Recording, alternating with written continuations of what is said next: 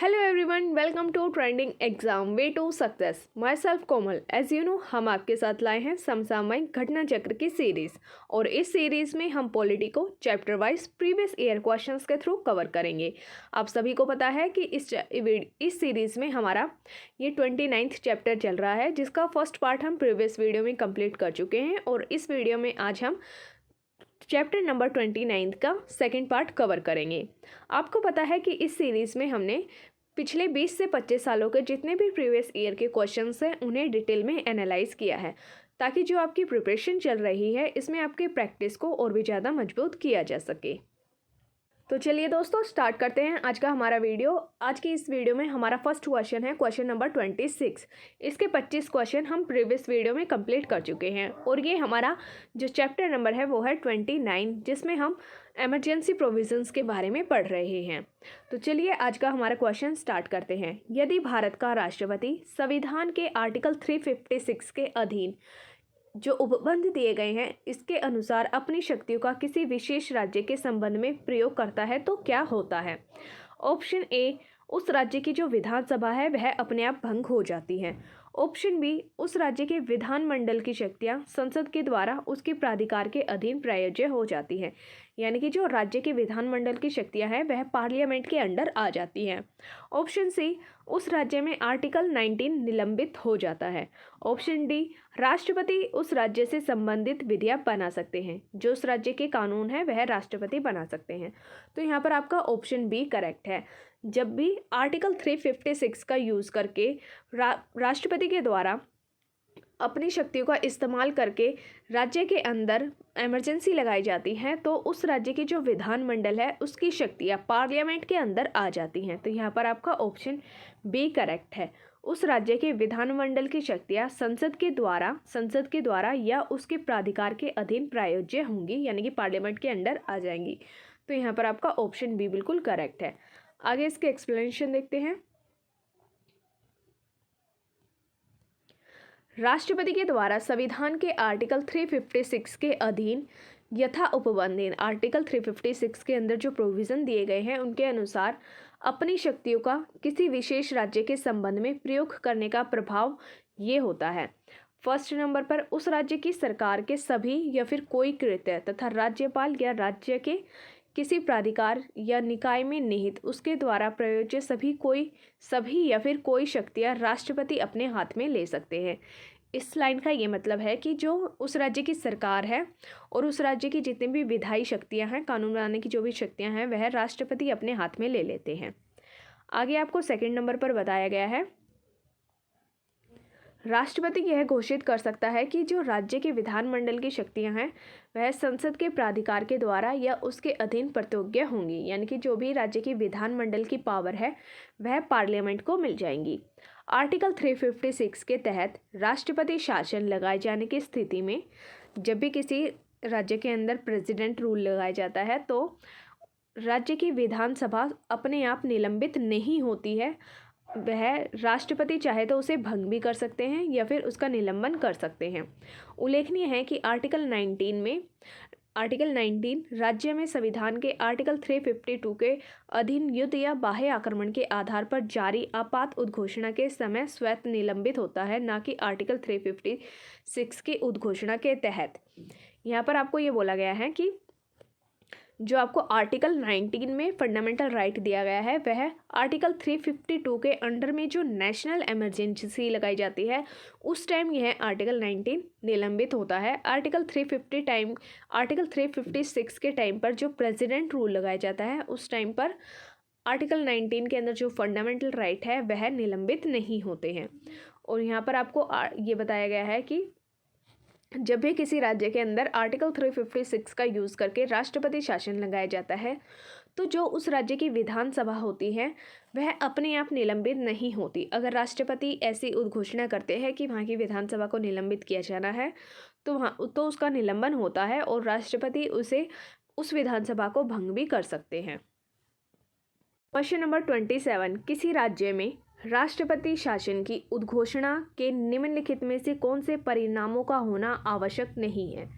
आपको बताना है कि इनमें से ऐसे कौन से परिणाम हैं जिनका होना आवश्यक नहीं होता है जब किसी राज्य के अंदर राष्ट्रपति शासन लागू किया जाता है। फर्स्ट, राज्य की विधानसभा का विघटन। सेकंड, राज्य के मंत्रिपरिषद का हटाया जाना। थर्ड, स्थानीय निकायों का विघटन। तो यहाँ पर जो आपको सेकंड और थर्ड स्टेटमेंट दी गई है वो आपका बिल्कुल करेक्ट है। जब भी किसी राज्य के अंदर राष्ट्रपति शासन लगाया जाता है तो ना तो राज्य की मंत्रिपरिषद को हटाया जाता है, ना ही जो स्थानीय निकाय होते हैं इनका विघटन होता है, लेकिन जो राज्य की विधानसभा है इसका विघटन किया जा सकता है राष्ट्रपति के द्वारा। तो यहाँ पर आपका ऑप्शन सी करेक्ट है, जिसमें सेकंड और थर्ड स्टेटमेंट आपकी बिल्कुल सही है। आगे इसके एक्सप्लेनेशन देखते हैं।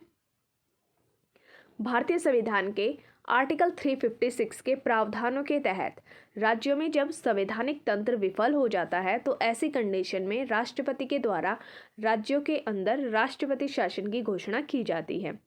राज्यों में राष्ट्रपति शासन लागू होने की स्थिति में राष्ट्रपति राज्य सरकार की शक्तियों को अपने हाथों में ले लेते हैं और वह मुख्यमंत्री के नेतृत्व वाली जो मंत्रिपरिषद होती है उसे हटा देते हैं और स्वयं जो भी उस राज्य का प्रशासन होता है उसे संभाल लेते हैं।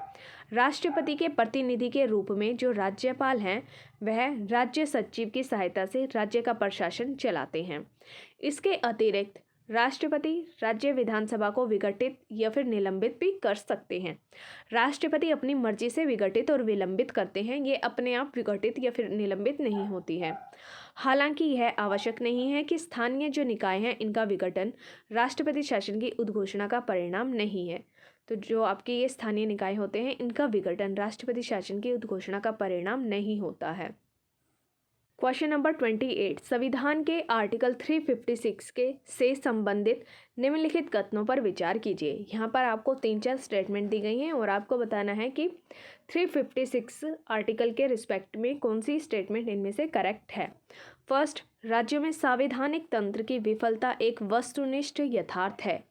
इस लाइन का ये मतलब है कि जब भी राज्यों के अंदर जो संवैधानिक तंत्र है वह विफल हो जाता है तो उसके आधार पर राज्यों के अंदर आर्टिकल 356 का यूज़ करके राष्ट्रपति के द्वारा राष्ट्रपति शासन लगाया जाता है। तो यहाँ पर आपका फर्स्ट स्टेटमेंट बिल्कुल करेक्ट है।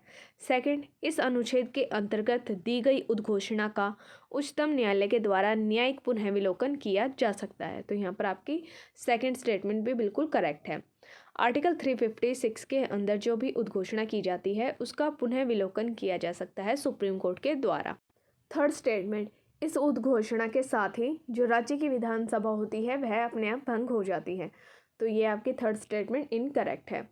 राष्ट्रपति के द्वारा उद्घोषणा किए जाने पर ही जो राज्य की विधानसभा है उसे विघटित किया जाता है या फिर निलंबित किया जाता है। यह अपने आप विघटित या फिर निलंबित नहीं होती है। तो यहाँ पर आपकी थर्ड स्टेटमेंट इनकरेक्ट है। फोर्थ, इस उद्घोषणा को 2 महीने के भीतर संसद के प्रत्येक सदन से अनुमोदित किया जाना चाहिए। यहाँ पर आपकी फोर्थ स्टेटमेंट बिल्कुल करेक्ट है।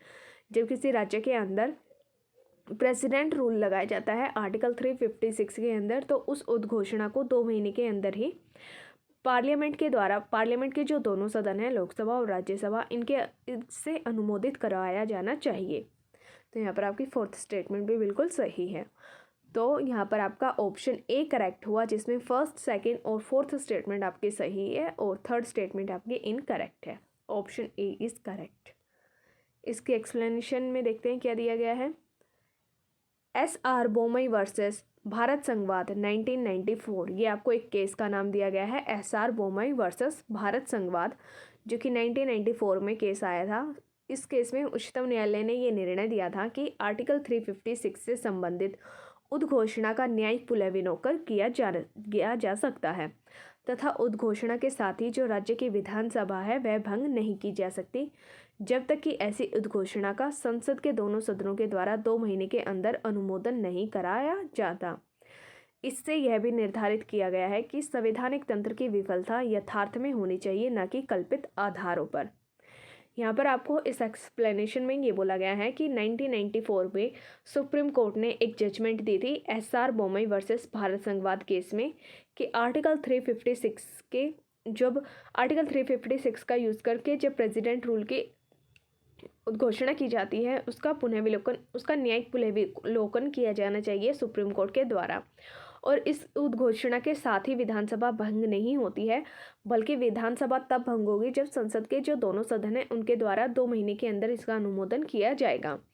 और इसमें आपको ये भी बोला गया था कि जो राज्यों के अंदर संविधान तंत्र की जो विफलता होती है वो एक्चुअल में होनी चाहिए, उसका कोई एग्जाम वो मतलब कल्पित नहीं होनी। क्वेश्चन नंबर 29, राष्ट्रपति शासन अधिकतम कितने टाइम तक लगाया जा सकता है? आपको बताना है कि जो प्रेसिडेंट रूल लगाया जाता है वह मैक्सिमम कितने टाइम तक लगाया जा सकता है। ऑप्शन ए 1 साल, ऑप्शन बी 2 साल, ऑप्शन सी 6 साल, ऑप्शन डी 3 साल। यहाँ पर आपका ऑप्शन डी बिल्कुल करेक्ट है। मैक्सिमम 3 साल तक ही प्रेसिडेंट रूल लगाया जा सकता है। आगे इसके एक्सप्लेनेशन देखते हैं। भारतीय संविधान के आर्टिकल 356 के अधीन राष्ट्रपति शासन की उद्घोषणा प्रत्येक 6 महीने पर पुनः संसद के दोनों सदनों के द्वारा पारित होकर अधिकतम 3 वर्ष तक प्रवर्तन में रह सकती है, परंतु इसके 1 वर्ष से आगे प्रवृत्त रहने के संदर्भ में कोई संकल्प संसद के द्वारा तभी पारित किया जाएगा जबकि उस समय फर्स्ट नंबर पर आपको दिया गया है संपूर्ण भारत या फिर संपूर्ण भारत में राज्य या उसके किसी भाग में आपात की उद्घोषणा आर्टिकल 352 के अंतर्गत प्रवर्तित हो। सेकंड, निर्वाचन आयोग यह प्रमाणित करे कि उस राज्य में निर्वाचन कराना संभव नहीं है। मई 1987 में पंजाब राज्य में लगाए गए राष्ट्रपति शासन की अवधि संवैधानिक संशोधनों के द्वारा बढ़ाई गई थी। यहाँ पर आपको पूरी इस एक्सप्लेनेशन में ये बताया गया है कि जो आर्टिकल 356 का यूज़ करके राष्ट्रपति शासन लगाया जाता है उसका जो मैक्सिमम टाइम होता है वो 3 साल का होता है और इसे एक बार में 1 साल के लिए बढ़ाया जा सकता है, लेकिन उसके लिए आपको हर 6 महीने के अंदर संसद के द्वारा संकल्प पारित करवाना होता है। संसद के जो दोनों सदन होते हैं उनके द्वारा संकल्प पारित करवाना होता है। और राष्ट्रपति शासन लगाए जाने की 2 कंडीशन आपको बताई गई हैं, जिसमें फर्स्ट नंबर पर आपको ये बोला है कि जब पूरे भारत में या फिर भारत के किसी राज्य के अंदर किसी भूभाग पर आर्टिकल 352 का यूज़ करके जो नेशनल इमरजेंसी लगाई जाती है उस समय प्रेसिडेंट रूल लगाया जा सकता है। और सेकंड नंबर पर आपको ये बोला गया है कि जब इलेक्शन कमीशन होता है, जब इलेक्शन कमीशन ये प्रमाणित कर देता है कि इस राज्य के अंदर इलेक्शन करवाना पॉसिबल नहीं है तो उस राज्य के अंदर राष्ट्रपति शासन लगाया जाता है। और यहाँ पर आपको ये बताया गया है कि 1987 में जो पंजाब राज्य है इसके अंदर राष्ट्रपति शासन लगाया गया था और उसके टाइम को बढ़ा दिया गया था संवैधानिक संशोधनों के द्वारा। क्वेश्चन नंबर 30, यहाँ पर आपको 2 लिस्ट दी गई हैं। एक साइड आपको स्टेट के नाम दिए गए हैं और दूसरी साइड आपको 2019 तक राष्ट्रपति शासन लागू किए जाने की संख्या बतानी है। आपको बताना है कि जब भारतीय संविधान बना था उस समय से लेकर मतलब स्वतंत्रता के बाद से अभी 2019 तक किस किस राज्य में कितने बार राष्ट्रपति शासन लागू किया गया है। तो आपको यहाँ पर बताना है कि इनमें से कौन सा करेक्टली मैच है। मणिपुर के अंदर 2019 तक 10 बार राष्ट्रपति शासन लगाया गया है, तो यहाँ पर आपका जो ए है वो सेकंड नंबर से मैच करता है। इसके बाद आपको यहाँ पर बताया गया है कि उत्तर प्रदेश जो है उत्तर प्रदेश के अंदर 9 बार राष्ट्रपति शासन लागू किया गया है और बिहार राज्य के अंदर 8 बार राष्ट्रपति शासन लागू किया गया है। और ओडिशा जो आपका बचा है, ओडिशा के अंदर अब तक 6 बार राष्ट्रपति शासन लागू किया गया है। तो यहाँ पर आपको इस क्वेश्चन में बताया गया है कि किन किन राज्यों के अंदर कितने बार 2019 तक राष्ट्रपति शासन लागू किया जा चुका है। आगे इसकी एक्सप्लेनेशन है वो देखते हैं क्या दिया गया है। यहाँ पर आपको ऑप्शन बी आपको करेक्ट दिया गया है, जिसमें आपको सही बताया गया है कि कौन किसके साथ सही से मैच करता है। आगे इसके एक्सप्लेनेशन देखते हैं। मणिपुर में 10 बार, उत्तर प्रदेश में 9 बार, बिहार में 8 बार और ओडिशा में 6 बार राष्ट्रपति शासन लागू किया गया है 2019 तक। क्वेश्चन नंबर 31, भारतीय संविधान के आर्टिकल 356 के अंतर्गत राष्ट्रपति शासन सर्वप्रथम कहाँ लागू किया गया था। आपको बताना है कि संपूर्ण भारत के अंदर सबसे पहले आर्टिकल 356 का इस्तेमाल करके राष्ट्रपति शासन कहाँ पर लागू किया गया था। ऑप्शन ए उत्तर प्रदेश में, ऑप्शन बी त्रावणकोर कोचीन में, ऑप्शन सी पेप्सू में और ऑप्शन डी बिहार में। तो यहाँ पर आपका ऑप्शन सी करेक्ट है। पेप्सू के अंदर भारतीय संविधान के आर्टिकल 356 का इस्तेमाल करके सबसे पहले राष्ट्रपति शासन लागू किया गया था। भारतीय संविधान के आर्टिकल 356 के तहत राष्ट्रपति शासन सर्वप्रथम 1951 में तत्कालीन पंजाब और फिर 1953 में पटियाला एवं east Punjab state union PEPSU राज्य में लागू किया गया था। उल्लेखनीय है कि 1 नवंबर 1956 को हुए राज्यों के पुनर्गठन में पेप्सू संघ का पंजाब में विलय कर दिया गया था। यहाँ पर आपको ये बोला गया है कि आर्टिकल 356 का इस्तेमाल करके सबसे पहले पेप्सू के अंदर राष्ट्रपति शासन लागू किया। यहाँ पर आपको पूरी एक्सप्लेनेशन में ये बताया गया है कि 1951 में सबसे पहले जो राष्ट्रपति शासन लागू किया गया था वह पेप्सू के अंदर किया गया था। जो आपका ये पेप्सू है यह पटियाला और जो ईस्ट पंजाब के स्टेट थे इनकी यूनियन को मिलाकर पेप्सू बनता था। लेकिन फिर 1 नवंबर 1956 को राज्यों का पुनः गठन किया गया था, जिसमें पेप्सू जो संघ था इसे पंजाब के अंदर मिला दिया गया था। क्वेश्चन नंबर 32, भारत के संविधान के आर्टिकल 360 के अधीन वित्तीय आपात से संबंधित निम्नलिखित कथनों पर विचार कीजिए। यहाँ पर आपको आर्टिकल 360 के अंडर आर्टिकल 360 के रिस्पेक्ट में 2 स्टेटमेंट दी गई हैं और आपको बताना है कि इनमें से कौन सी स्टेटमेंट करेक्ट है। फर्स्ट में बोला है वित्तीय आपात की उद्घोषणा 2 महीने की समाप्ति पर प्रवर्तन में नहीं रहेगी यदि उस अवधि की समाप्ति से पहले संसद के दोनों सदनों के द्वारा संकल्पों के द्वारा उसका अनुमोदन नहीं करा दिया जाता। यहाँ पर आपको फर्स्ट स्टेटमेंट में ये समझाया गया है कि जो वित्तीय आपातकाल लगाया जाता है, फाइनेंशियल इमरजेंसी जो लगाई जाती है वह 2 महीने की टाइम पूरा होने पर अपने आप ही समाप्त हो जाएगी अगर 2 महीने का जो समय है उससे पहले पार्लियामेंट के दोनों सदनों के द्वारा इसका अनुमोदन नहीं करा लिया जाता। तो सेकंड, यदि वित्तीय आपात प्रवर्तन में होता है तो भारत का जो राष्ट्रपति है वह संघ के कार्यालय के संबंध में सेवा करने वाले सभी या फिर किसी वर्ग के व्यक्तियों के परंतु जिनके अंतर्गत उच्चतम न्यायालय और उच्च न्यायालय के न्यायाधीश नहीं आते हैं इन सबके वेतन और भत्तों में कमी करने के निर्देश देने में सक्षम है। जो आपको सेकंड स्टेटमेंट दी गई है वो इनकरेक्ट है और फर्स्ट स्टेटमेंट आपकी सही है। तो यहाँ पर आपका ऑप्शन ए करेक्ट है, only 1 is correct, option A is सही करेक्ट। आगे इसके एक्सप्लेनेशन देखते हैं यहाँ पर क्या दिया गया है। वित्तीय आपातकाल की उद्घोषणा राष्ट्रपति के द्वारा आर्टिकल 360 क्लोज 1 के तहत भारत या फिर उसके किसी राज्य क्षेत्र के किसी भूभाग के वित्तीय स्थायित्व या फिर संकट के अवसर पर की जाती है। जब भी पूरे भारत या फिर भारत के किसी राज्य के अंदर या फिर किसी भाग के अंदर जब भी वित्तीय संकट आ जाता है तो उस संकट से निपटने के लिए राष्ट्रपति के द्वारा आर्टिकल 360 क्लोज 1 का इस्तेमाल करके राष्ट्रपति वित्तीय आपातकाल की घोषणा की जाती है। आर्टिकल 360 क्लोज 2 के सब क्लोज 3 के अनुसार ये उद्घोषणा जो बताई गई है यह 2 महीने की समाप्ति पर प्रवर्तन में नहीं रहेगी, यानी कि 2 महीने का जो टाइम है वो पूरा होने पर ये अपने आप समाप्त हो जाएगी अगर उससे पहले उस अवधि की समाप्ति से पहले संसद के जो दोनों सदन हैं लोकसभा और राज्यसभा उसका अनुमोदन नहीं कर देते हैं। इसलिए आपके फर्स्ट स्टेटमेंट आपकी बिल्कुल करेक्ट है। और आगे आपको बताया गया है आर्टिकल 360 क्लोज 4 के सब क्लोज 2 के अंदर वित्तीय आपात के दौरान राष्ट्रपति के द्वारा निर्देश जारी कर भारतीय संघ के कार्यकलाप के संबंध में सेवा करने वाले सभी या फिर किसी वर्ग के व्यक्ति जिसके अंदर उच्चतम न्यायालय और उच्च न्यायालय के न्यायाधीश भी शामिल होते हैं इन सभी के जो वेतन और भत्ते होते हैं इनके अंदर कमी कर दी जाती है। तो यहाँ पर आपके सेकंड स्टेटमेंट इनकरेक्ट दी गई थी क्योंकि वहाँ पर क्या बोला गया था कि उच्चतम न्यायालय और उच्च न्यायालय के जो न्यायाधीश हैं इन्हें छोड़कर बाकी सबकी वेतन और भत्तों में कमी कर दी जाती है। लेकिन सही स्टेटमेंट आपकी क्या है कि इनको मिलाकर उच्च न्यायालय और उच्चतम न्यायालय की जो न्यायाधीश हैं जज हैं इनको मिलाकर सभी के वेतन और भत्तों में कमी कर दी जाती है फाइनेंशियल इमरजेंसी के दौरान। क्वेश्चन नंबर 33, आपको यहाँ पर ये बताना है कि भारतीय संविधान का कौन सा ऐसा आर्टिकल है जिसका इस्तेमाल अभी तक नहीं किया गया है। निम्नलिखित में से भारतीय संविधान के किस अनुच्छेद का उपयोग अभी तक नहीं किया गया है। Option A article 60, option B article 352, option C article 356 और ऑप्शन डी आर्टिकल 360।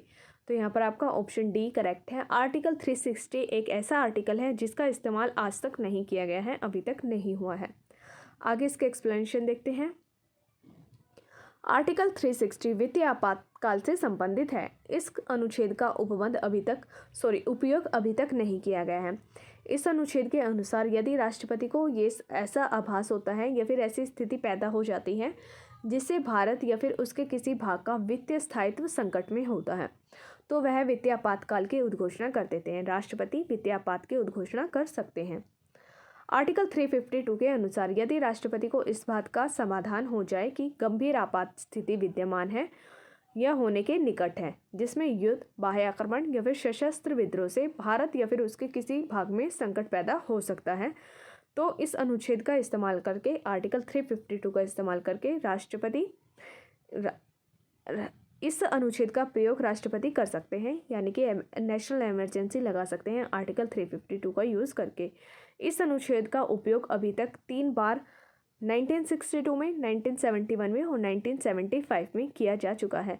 और जो 1975 में किया गया था यह इंदिरा गांधी के टाइम में किया गया था। इस समय इंदिरा गांधी भारत की प्रधानमंत्री थी। आर्टिकल 356 के तहत राष्ट्रपति राज्यों में संवैधानिक तंत्र के विफल हो जाने की दशा में राज्यों में राष्ट्रपति शासन लागू करते हैं, जबकि आर्टिकल 60 में राष्ट्रपति के शपथ ग्रहण से संबंधित उपबंध दिए गए हैं। क्वेश्चन नंबर 34, भारत में वित्तीय आपातकाल की उद्घोषणा आज तक कितनी बार की गई है? ऑप्शन ए 5 बार, ऑप्शन बी 4 बार, ऑप्शन सी 1 बार और ऑप्शन डी कभी नहीं। तो यहाँ पर आपका ऑप्शन डी करेक्ट है, 0। यानी कि जो भारत के अंदर वित्तीय आपातकाल है इसकी घोषणा अभी तक एक बार भी नहीं की गई है, 0। इसलिए आपका आंसर डी है, कभी भी नहीं की गई है। क्वेश्चन नंबर 35, किसने कहा था कि राष्ट्रपति का आपातकालीन अधिकार संविधान के साथ धोखा है? आपको बताना है कि ये जो स्टेटमेंट दी गई थी कि राष्ट्रपति का आपातकालीन जो अधिकार है वह संविधान के साथ एक धोखा है, ये स्टेटमेंट किसके द्वारा दी गई थी? Option A K M. Munshi, option B B N. Rao, option C K M. Nambiar, option D Hridaynath Kunzru. यहाँ पर आपका ऑप्शन सी करेक्ट है, के.एम. नाम्बियार के द्वारा ये स्टेटमेंट दी गई थी कि जो राष्ट्रपति की आपातकालीन का अधिकार है वह संविधान के साथ धोखा है। के.एम. नाम्बियार ने संविधान में उल्लिखित राज्यों में राष्ट्रपति शासन संबंधी प्रावधान का विरोध करते हुए ये कहा था कि राष्ट्रपति का आपातकालीन अधिकार संविधान के साथ धोखा है। तो चलिए दोस्तों, ये चैप्टर हमारा यहीं पर फिनिश होता है। इसके अंदर 35 क्वेश्चन थे जिन्हें हमने 2 पार्ट्स में डिवाइड करके पढ़ा है। इस चैप्टर के अंदर हमने सभी डिटेल में पढ़ा है कि जो इमरजेंसी प्रोविजंस होते हैं वह किस किस आर्टिकल का यूज़ करके लगाए जाते हैं और किन किन कंडीशंस के अंदर लगाए जाते हैं। अगर आपको इस चैप्टर में फिर भी कोई डाउट आता है तो आप उसे कमेंट सेक्शन में पूछ सकते हैं। और अगर आपको वीडियो समझ में आया हो, आपकी प्रैक्टिस अच्छे से हुई हो इन क्वेश्चंस के माध्यम से, तो आप प्लीज़ वीडियो को लाइक करें, शेयर करें और चैनल को सब्सक्राइब करें। Thank you.